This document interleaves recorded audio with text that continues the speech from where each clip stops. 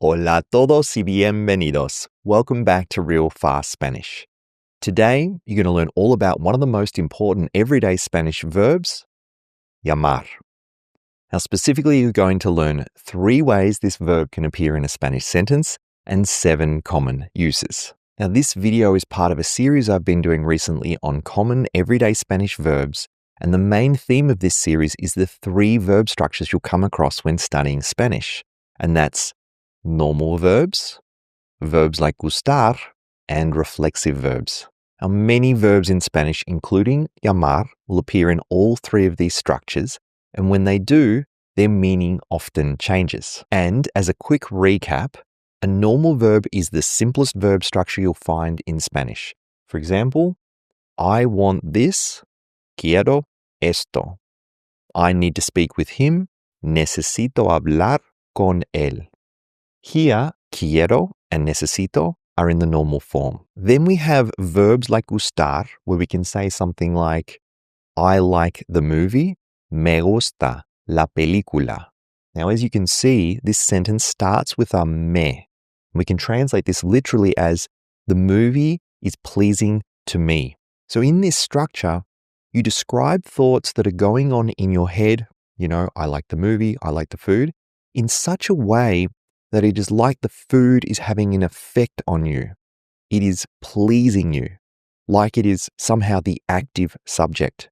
Now, we have this structure in English as well. We can say, it seems to me, or it occurred to me. Again, like something is actually happening to us, but it is just a thought going on in our heads. Like we might be able to say, oh, it occurred to me that I left the washing on the line. It's like, who is doing the occurring in this sentence? It occurred to me. But it's like, I had a thought that I left the washing on the line, but we describe it like something is happening to us. Then there is reflexive verbs, where we can say something like, I wash myself. Now, anytime you find myself, yourself, himself, herself, whenever you find this in English, this is reflexive. Now, this translates quite well. We can say me lavo, where lavar means to wash in Spanish.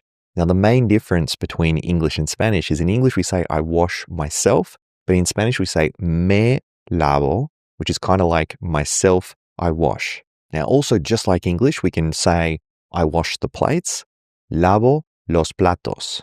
So here we can see the normal form side by side with the reflexive form. So lavo, I wash something else.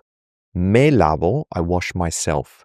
Now, today's verb is going to do something really similar. So for llamar, you will find llamo, the normal form, me llama, the verb like gustar form, and me llamo, the reflexive form. And so let's work through these structures and discover how the verb changes meaning for each form. So starting with the normal form, llamo, and the first use of llamar in this form means to call, as in to get someone's attention. For example, I call to my son from the window, or maybe I call out to my son from the window, but he doesn't hear me. Llamo a mi hijo desde la ventana, pero no me oye. Now, the main thing to note with this example is the a before mi hijo. In this sentence, I call my son. I'm the subject of the sentence. My son is the object of the sentence because he receives the action, me calling him. And when the object of a sentence is a person that we can identify, Spanish requires an a before the person. This is called the personal a, and it is really important for today's verb. But then, as an interesting comparison, we can give an example like, I'm calling his name, but he can't hear me. Estoy llamando su nombre, pero no me puede oír. Now note that we have a compound phrase here. This means we can change the position of the me. So we could also say, Estoy llamando su nombre, pero no puede oírme. Now, in this example, we don't need the personal a because a name is not a person. Yes, it represents a person, but it is a thing. I'm not calling my son. I'm not calling my friend. I'm calling out a name. So again, we don't need this personal a in this situation. Okay, next example. If we want to order, we have to call the waiter over. Si queremos pedir, tenemos que llamar al camarero. Now, in this example, we're using the verb pedir, which is a common verb we can use for ordering food in Spanish. And again, note the use of al camarero. This is the contraction of a plus el camarero. And here you can see that we need the a because the waiter is someone we can identify as the object of our sentence. Next, we can use llamar to mean to call someone a name or to name someone. So my parents named me Miguel after my grandfather.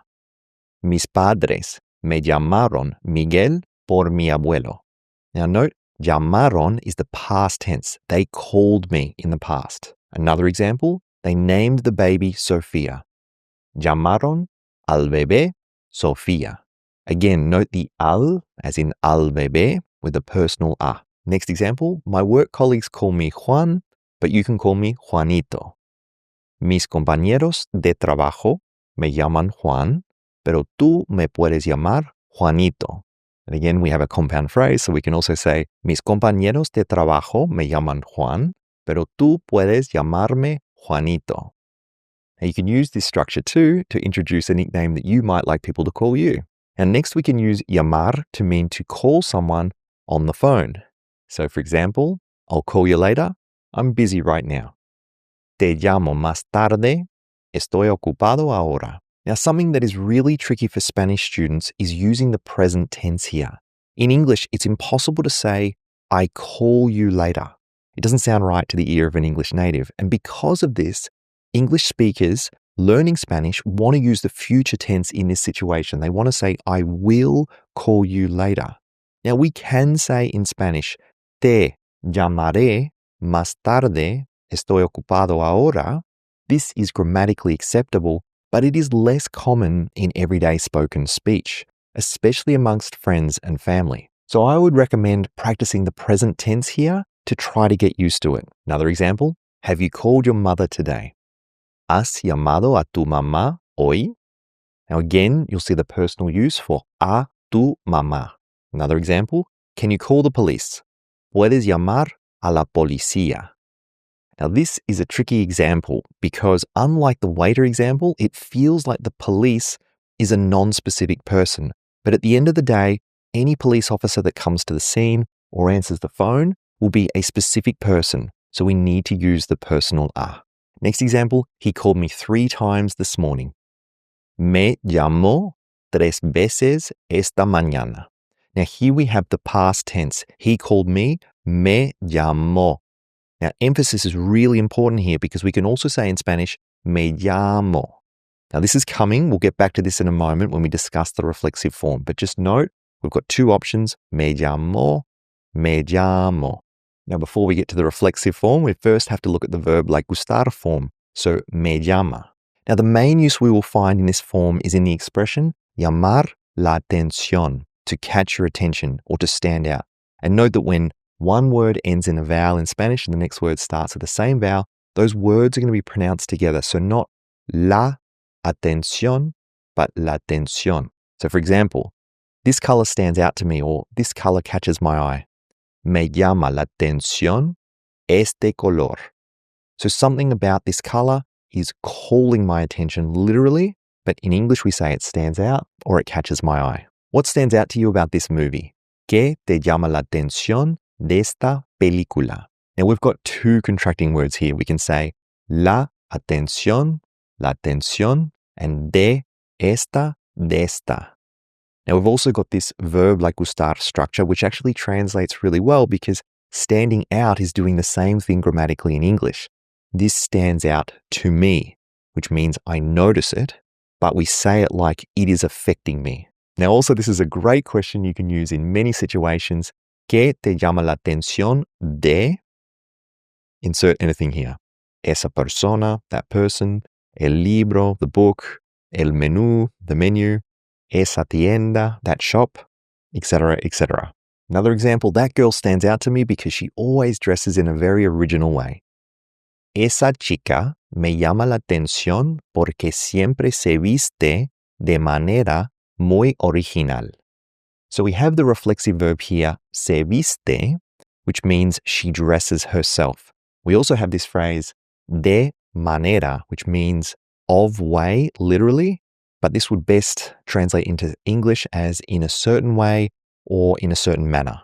Next, we have me llamo, the reflexive form. Now, in this form, llamarse means to call oneself, to be called, or to be named.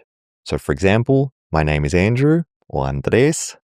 Me llamo Andrés. Now, if you have a tricky name to pronounce in Spanish, it's worth finding the best Spanish equivalent for your Spanish friends or the people you meet, or even if you go into a place like Starbucks or something like that. When I was in Mexico recently, I remember I put my name down as Andrew once, and it didn't get my attention. No me llama la atención. When someone said Andrew, right? They didn't quite pronounce it properly, and so I just didn't realize it was me. So for me, it actually works better when I tell Spanish natives to say Andrés because I'll respond to it better. And there might be something like that that works well for you and your name. Now, I also mentioned earlier that we have in Spanish me llamo. Now, it's important to practice putting the emphasis in the right place. I often feel like a bit of a broken record on this channel, but when it comes to pronunciation, the two most important things to focus on are the vowels and the emphasis. We want to get these as accurate as we can so our Spanish sounds are clear to natives. The next example, what's your name? ¿Cómo te llamas? Or the formal version, ¿Cómo se llama? Or ¿Cómo se llama usted?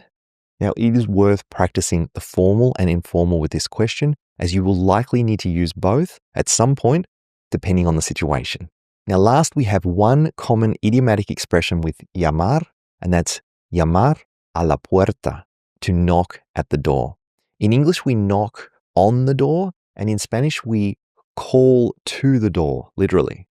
So, for example, I think someone is knocking on the door. Creo que alguien está llamando a la puerta. Now, again, note that llamando a la puerta is calling to the door. Another example, I knocked on the door, but I think no one is home. Llamé a la puerta, pero creo que no hay nadie en casa. And note again, llamé, the emphasis is on the final syllable, and then nadie en casa, no one at home, we say no one in home. All right, so that wraps up this video on llamar.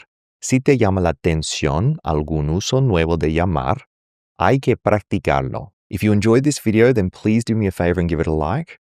Also, let me know in the comments what I should cover next. If you would like to watch the other videos in the series on everyday Spanish verbs, I'll put the playlist here. I'll also put the link to our video on the personal R if you want to understand that topic a little better here.